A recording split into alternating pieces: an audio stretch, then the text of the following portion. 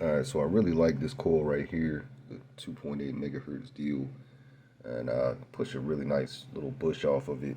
You see I just made another one, and I do plan on eventually trying to do a stereo deal using two of them, but this is like the same identical setup going by this circuit here. Smaller, you can see, more compact, basically same deal. I've got a 12-volt regulator here, got a 15-volt on this one. I think I ended up with like a 35 picofarad capacitor here, 15-volt rail. Then instead of these two pots, I've got two 10Ks, 10K trimmers in line with two 1K resistors. It's pretty simple.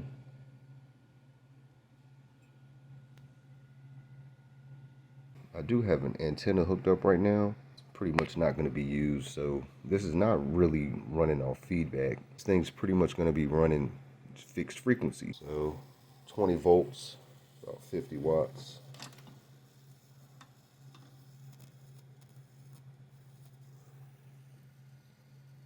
Starts ringing real bad.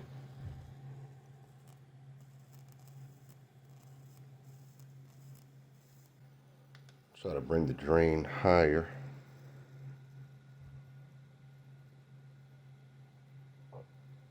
There you go, that's 27 volts, about 4 amps.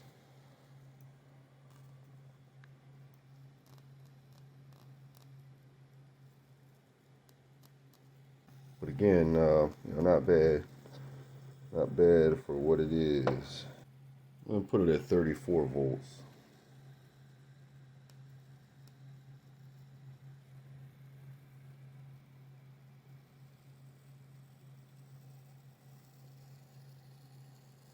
Ow, that's hot.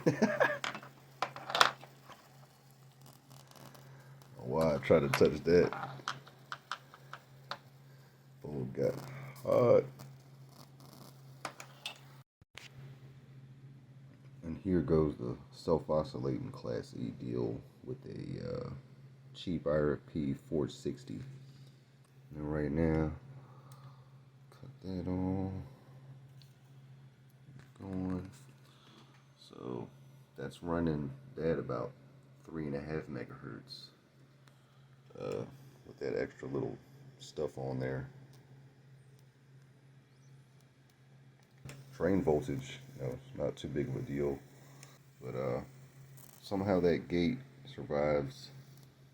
Not sure, I don't know how much more voltage that would take on it, but I don't know if it could take 30. Just the specific tuning. So it's underdamped right now at this voltage and output, but 75 watts. This little guy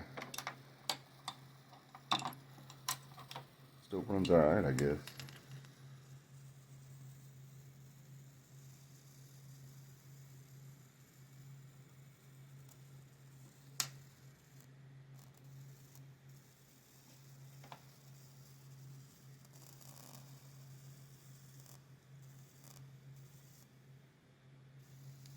I guess you could say it's definitely more ideal to run a little coil like this off a circuit like that. I probably would just stick to about 3 megahertz and below this type of deal. But yeah, this seems to work totally fine.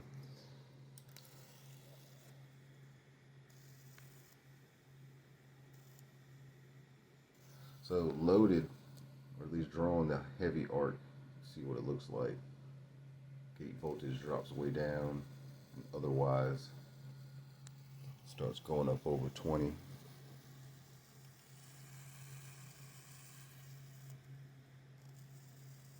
Well, that's not bad, about 3.5 megahertz. It's a decent deal.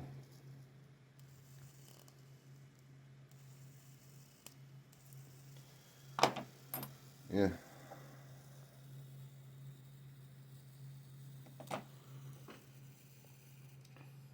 So since that's a 460, you could probably crank twice the voltage easily. Secondary, secondary's doing all right. But again, you know, just sort of have to play with the variable of the feedback winding with this deal, which is really not a very big deal. Less variables to play with on this type of deal. As you can see, it works pretty good fixed frequency. It's just a matter of getting the switching nicely with a fast enough MOSFET to make this gate driver feasible.